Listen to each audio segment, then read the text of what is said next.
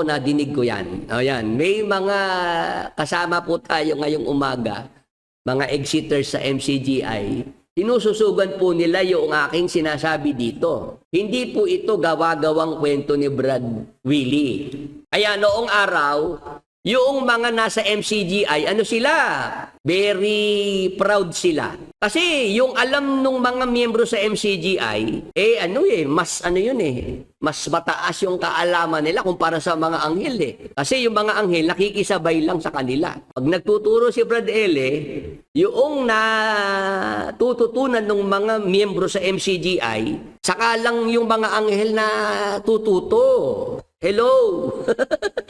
Kaya, ang nangyayari, talagang nagiging mga palalo ang isip ng mga miyembro. Kasi, kahit pala mga anghel hindi alam yung mga tinuturo ni Brad Ele. Walang alam ang mga anghel sa mga pinapaksa ni Brad Ele sa pasalamat. Lalo pagka si pumapaksa tungkol sa mga hiwaga. Marami po interesado po sa mga kwento tungkol sa mga anghel. Tama po ba? Kahit mga bata, pagka na papakinggan yung kwento tungkol sa mga anghel, talagang interesado dyan makinig ang mga bata. Yung mga nababasa nila sa comics, kwento tungkol sa mga anghel, gustong-gusto yan ng mga bata kasi ako, nung bata ako ganun din. Ako pagdating sa mga anghel, namamangha. Lalo't yun, may mga pakpak, lumilipad. Tama po ba? Sa ating mga, nandito po sa ating Bible study, pagka may mga palabas sa telebisyon, may mga palabas, pelikula, at mayroong kwento tungkol sa mga anghel, gustong-gusto yan ng maraming mga tao. Sa umaga pong ito, sa loob po ng 2 linggo na magkasunod, pag-aralan natin ang tungkol sa mga anghel, angelology, study of angels. Alamin natin at kilalanin po natin sa pamamagitan ng Biblia ang mga anghel. Sino ba sila? Kailan sila nilikha ng Diyos? At ano ba ang function nila? Ano ba ang mga tungkulin ng mga anghel? Hello? Bakit ba sila nilikha ng Diyos? Para sa anong layunin? At totoo ba na may mga anghel na mga babae? Noong ako po'y nasa MCGI pa, ma-share ko lang po Noong ako po'y nandoon, si Brad Eli ang kanyang pagtuturo. Yung mga anghel, pagka oras ng pagkakatipon, pasalamat sa MCGI, nandyan ang mga anghel, nakikinig sa mga tinuturo ni Brad Eli. Bakit? Kasi hindi alam noong mga anghel yung mga hiwaga na binubuksan ni Brad Eli, tinuturo ni Brad Eli sa MCGI. Hello? Pwede po bang yung ating mga ka-Bible study ngayong umagay magbigay ng kanilang mga reaksyon, komento, para patotohanan po yung sinasabi kong ito na Brad Eli, nung araw, sinasabi niya, mga anghel, kayo ay pumwesto na at kayo ay makinig na. May mga natatawa po rito sa chapel. Sinasabi naman talaga ni Brad Eli yan. Ako naman hindi gumagawa dito ng kwento. Sinasabi yung ni Brad Eli, pagka magpapaksa na sa pasalamat, nakatayo na siya sa entablado. O yung mga anghel, makinig na at mag-aaral na tayo ng paksa. Kasi, ang tinuturo ni Brad Eli, yung mga anghel, kaya daw nakikinig sa mga tinuturo ni Brad Eli, yung mga hiwaga. Kasi hindi alam ng mga anghel, yung hiwaga na yun, si Brad Eli lang nakakaalam. Pagka yan tinuturo na ni Brad Eli sa mga kapatid sa MCGI, dun lang ang mga anghel natututo kay Brad Eli. Hello? Oo, saksi ako dyan. Ayan, meron pong isang exiter sa MCGI. Sinasabing ganun nga. Yung pagpapakilala ni Brad Eli tungkol sa mga anghel. Na ang mga anghel, pagka may pagkakatipon sa MCGI, si Brad Eli nagpapaksa, ang mga anghel ay nandoon at nakikinig kay Brad Eli para maintindihan yung mga pagtuturo ni Brad Eli. Ano po yung batayan na pinagbabatayan ni Brad Eli? Ito po, pinababasa niya sa akin to nung araw eh. Sa unang Pedro 1:12. Tingnan niyo po si Brother Willie. Patas. Si Brad Willie, parehas. Kung ano yung batayan ni Brad Eli, binabasa ko rin dito eh. Ano po yon? Sa unang Pedro 1:12, na ipinahayag sa kanila na hindi sa ganang kanilang sarili kundi sa ganang inyo. Pinangasiwaan nila ang mga bagay na ito na ngayoy ibinalita sa inyo sa pamamagitan ng mga nagsipangaral sa inyo ng Ebanghelyo sa pamamagitan ng Espiritu Santo na sinugo mula sa langit, na ang mga bagay na ito'y ninanasang mamasdan ng mga anghel. Ayan, mga kapatid, mga ka-Bible study. Pag binasa po ito ni Brad Eli sa kapatiran, kaya mga kapatid, nakita nyo, yung mga anghel, ano ginagawa nila? Pagka may pangangaral ng Ebanghelyo, yung mga anghel nakikinig, interesado sila mapakinggan yung mga ipinapangaral, yung mga hiwaga, kasi natututo ang mga anghel. Natututo sila kay Brad Eli. Naloko na. MP Vlogs from USA. Oo, nadinig ko yan. Ayan. May mga kasama po tayo ngayong umaga, mga exiters sa MCGI. Sinususugan po nila yung aking sinasabi dito. Hindi po ito gawa-gawang kwento ni Brad Willie. Kaya noong araw, yung mga nasa MCGI, ano sila? Very proud sila. Kasi yung alam nung mga miyembro sa MCGI, mas mataas yung kaalaman nila kumpara sa mga anghel eh. Kasi yung mga anghel nakikisabay lang sa kanila. Pag nagtuturo si Brad Eli, yung natututunan ng mga miyembro sa MCGI, saka lang yung mga anghel na tututo. Hello! Kaya, ang nangyayari, talagang nagiging mga palalo ang isip noong mga miyembro. Kasi, kahit pala mga anghel hindi alam yung mga tinuturo ni Brad Eli. Walang alam ang mga anghel sa mga pinapaksa ni Brad Eli sa pasalamat. Lalo pagka pumapaksa tungkol sa mga hiwaga. Ang kaibahan ng mga anghel sa ating mga tao, ang mga anghel po ay walang kamatayan, hindi namamatay. Ang mga anghel hindi tumatanda, hindi nagkakasakit. Tama po. Hindi kagaya nating mga tao, tayo mga tao, nagkakasakit, tumatanda, namamatay. Ang mga anghel, meron po silang taglay na lakas at kapangyarihan na higit kaysa sa ating mga tao. Isang anghel, pumatay ng 185,000 na mga sundalo. Yung mga sundalo ng Assyria, pinatay, nilipol ng isang anghel ng Panginoon. 185,000. Si Haring Herodes, nung magtalumpati, ang mga tao po ay nagustuhan yung kanyang talumpati. Sumigaw yung taong bayan, tinig ng Diyos, hindi ng tao. Kinuha ni Herodes yung karangalan. Para sa Diyos yun eh. Ang ginawa nung anghel ng Panginoon, sinaktan itong si Herodes. Siya po ay nalagutan ng hininga at siya po'y kinain ng mga uod. Yun po yung nabasa natin. Ano pa po yung mga tungkulin, gawain ng mga anghel ng Diyos? Basahin natin. Ano po ang ating nabasa dito, mga kapatid, mga ka-Bible study? Sabi po, anghel ang siyang bantay sa may takot sa Diyos.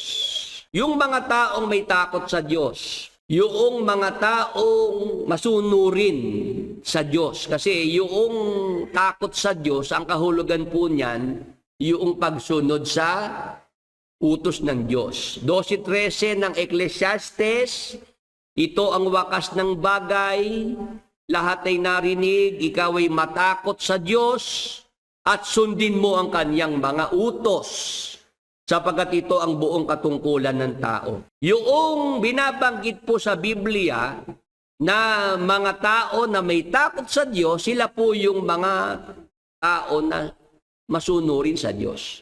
Sumusunod sa utos ng Diyos. Pagka ang tao po'y may takot sa Diyos, ano ngayon ang ginagawa ng Diyos sa mga tao na may takot sa Kanya? Sabi po rito, anghel ang siyang bantay sa may takot sa Diyos.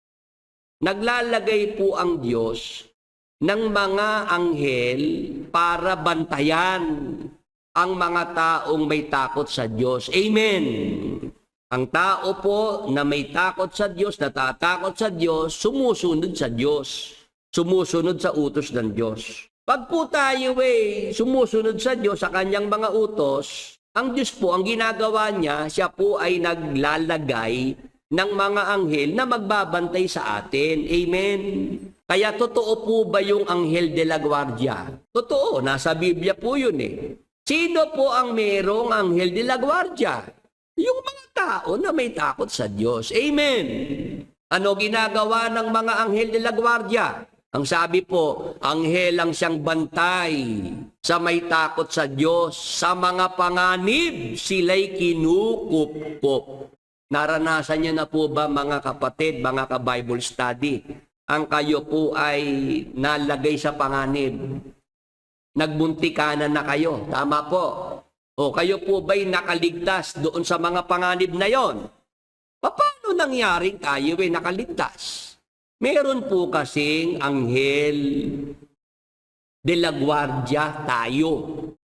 Anghel na nagbabantay sa atin para pagka merong ganyang mga panganib, merong anghel na magligtas sa atin, mag-ingat sa atin. Amen. Nagkakaintindihan po sa ating mga ka-Bible study sa Facebook at YouTube. Naranasan niyo po ba na kayo po ay kamuntikana ng ma-aksidente, ma-disgrasya? Nalagay po kayo sa bingit ng kamatayan, pero kayo po'y nakaligtas doon. Paano nangyari yun? O, dahil po sa pag-iingat, pagliligtas na ginawa sa atin ng ating mga anghel de la guardia. Ang katunayan po, 91:11 ng awit. Magandang balita, Biblia pa rin. Basahin po natin. Sa kanyang mga anghel, ika'y itatagubilin. Saan mang dako maparoon, tiyak kang iingatan. Kaya ako po noong mga nakaraan, may mga nakipag-meet up sa akin, may mga nakipagkita sa akin, mga nag-alisan sa MCGI. Yung iba doon ay mga kasama na rin natin ngayon. Nagtaka sila, nagulat sila nung ako'y makita nila na ako'y nakipagkita sa kanila. Hinahanap nila, Brother Willie, wala ka bang bodyguard? Wala ka bang kasama, Brother Willie? Mag-isa ka lang. Sabi ko, bodyguard hindi ko kailangan. Kasi sa MCGI, yung mga leader dun kailangan may escort, kailangan may bodyguard, kailangan ng sasakyan bulletproof. Hello. Ganun po yun ang kanilang nakita yung sa mga leader sa MCGI, si Brad Eli, kailangan talaga pag lumakad mayroon siyang security. At itong pumalit, itong kasalukuyang leader, ganun din. Maraming security pag lumalakad. Daig pa nga ang senador Sa dami ng escort, daig pa ang congressman. Kaya nga yan nabalitaan ko, kaya yan tinanggal sa GMA7. Alam nyo ba yung tungkol sa GMA7, kaya yan inalis doon? Inunahan na lang niya ng resignation pero alam niya tatanggalin siya. Doon niya sinabi yung, I rather lose my job than to lose my God. Ayan. Yun ang kanyang sinabi sa kapatiran na naiyak pa yung mga miyembro kasi lumalabas naninindigan si KDR nung panahon na yon kasi ang sabi raw ng management ng GMA7, Sige, wag ka na lang magsasalita ng tungkol sa iyong paniniwala. Wag ka makikipag-talo. Iwasan mo yung makipagdebate para ikay manatili dito sa GMA 7. Sabi ni KDR, hindi niyo ako mapipigilan. Kung ano yung pinaniniwalaan ko, kung ano yung aking gustong sabihin, hindi niyo ako pwedeng tanggalin. Hindi niyo ako pwedeng alisin sa akin yan. Tanggalin niyo na lang ako sa trabaho, sabi ni KDR. I rather lose my job than to lose my God. Talagang handa siyang mawalan ng trabaho, wag lang siyang mawalan ng Diyos. Ayun. Yun po'y ginawa lang niya para unahan talaga yung termination. Talagang sisibakin Talagang tatanggalin. Bakit? Kasi, bakit hindi tatanggalin? Yung mismong may-ari ng GMA7 hindi nagugustuhan yung nangyayari. Kasi yung may-ari ng stasyon, pag dumating dun sa GMA7, hindi naman ganun karami bodyguard Itong si KDR, pagka nung siya nandun pa, merong advance party. At yung kanyang mga escort, buong compound talagang pinepwestuhan. At hanggang CR, kailangan i-check muna kung may bomba dahil magsi-CR si KDR. Nakita na noong may-ari, noong GMA7, yung galawan, noong mga escort ni KDR. Di naigpay, may-ari. Ayun, kaya patong-patong na yun Nagpatong-patong na. Kaya ang naging desisyon talagang tanggalin si KDR sa GMA7. Inunahan lang niya para siya magkaroon pa ng karangalan. Yun nga ang sinabi niya, I rather lose my job than to lose my God. Ano naman ang nakita natin nung siya po'y wala na po sa GMA7? Kasi dati yan ang sinasabi ni Brad Eli. Kaya hindi niya maiupo sa programa sa radio television si KDR kasi may kontrata pa. May kontrata pa sa GMA7. Bawal ikayo, madidemanda siya. Breach of contract. Hello. Pero noong wala na pong GMA7, hindi na po siya doon. Hindi na siya talent doon. Ano ginawa nung KDR nyo? Ang ginawa, nagprograma pa rin. Gumawa nung pangmadaling araw na programa niya, Good Morning Kuya, para tapatan yung programa ng GMA. Ano ba yung pang-umaga sa GMA? Yung unang hirit. Ayun. Yun ang yun yung aking nakita na wala na po siyang idadahilan para hindi siya makasama sa programa ni Brad Eli sa radio television. Ang ginawa, gumawa ng sarili niyang programa para tapatan yung unang hirit. Hindi siya nagprograma kasama si Brad Eli para mangaral ng mga salita ng Diyos sa mga tao. Yan po, yung ating dyan. Nakita dyan. Hanggang ngayon naman si KDR, pagdating sa pagiging mangangaral, part-time. Part-time lang yung pangangaral sa kanya. Pero ang full-time niya, nandiyan pa rin sa pagiging broadcaster Balita ko ngayon may pasalamat sila, nasa Canada. Doon siya, sa Canada. Maraming nagrereklamo ngayon dito sa Pilipinas. Nung bitawan ni KDR yung SPBB, nung unang araw 12:00 ng madaling araw, pasado. Kawawa yung mga narito sa Pilipinas. Hindi inaalintana, hindi iniintindi yung oras ng mga kapatid sa Pilipinas. 3 araw na pasalamat. Unang araw pa lang inabot ng 12:00 mahigit. Madaling araw. Yung paksa naman daw, ulit-ulit lang, ikot-ikot. Hello. Yung mga miyembro dyan, wag na kayong magpatumpik-tumpik, wag na kayong magpa-delay-delay. Layasan na agad. Layasan na, wala naman Hindi naman talaga mangangaral yan, mangangarir yan Ang pina-part-time niya, yung pangangaral. Pero ang full-time, nasa kanyang mga hilig. Nandun sa pagmumotorsiklo, magpapatalon-talon ng motorsiklo doon sa kay Dira. Nandoon ang kanyang mahabang oras sa magko-concert, kakanta-kanta, yun ang kanyang nandoon ang mahaba niyang oras. Lalo ngayon nasa abroad, pamamasyal. Talagang susulitin yung oras sa pamamasyal. Nasa mga pa-target. Doon siya gumugugol ng maraming oras, pero magbigay ng oras para mangaral, hindi. Magbigay ng oras para siya matanong ng mga miyembro, ayaw. Hello. Yan ang dapat nating maintindihan. Ang mga tao na may takot sa Diyos, tayo pong mga natatakot sa Diyos, sumasampalataya, meron tayong mga anghel de la guardia. Isang beses pa, galing ako ng broadcast. Pauwi ako ng Apalit, Pampanga noon. Bali yung driver ko na nagmaneho sa akin, bumaba na ng Pulilan. Pulilan, dyan mismo sa Pulilan exit. Kasi taga Malolos pa yun ako na ang nagmaneho ng kotse, pauwi ng Apalit, Pampanga. Ako na lang ang driver.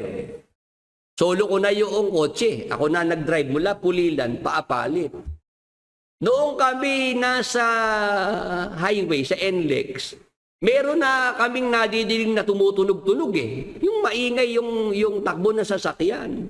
Bumaba yung driver, tiningnan, di naman kaplat.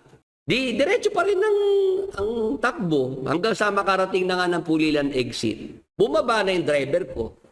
At ako na nagsolong mag-drive pauwi ng Apalit, Pampanga. Alam niyo po nangyari, noong ako'y papasok na ron sa gate ng Pasalamatan, ng Convention Center, meron doong nakatumpok na buhangin, graba. Pag tapat ko doon sa graba, biglang bumagsak yung kotse.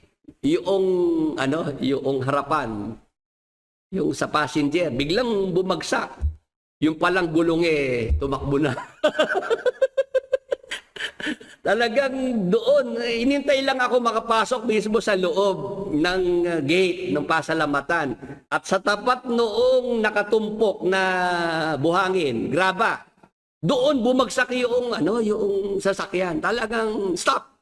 Kasi yung palang gulong tumakbo na, nauna na sa akin yung gulong. Anong ibig sabihin? Kung yun pong gulong natanggal, dun sa Pulilan, nung ako nag-iisa na, disgrasyang maliwanag yun. Kasi yung mga, tawag dun sa gulong, yung mga stud, ayun, natanggal. Talagang,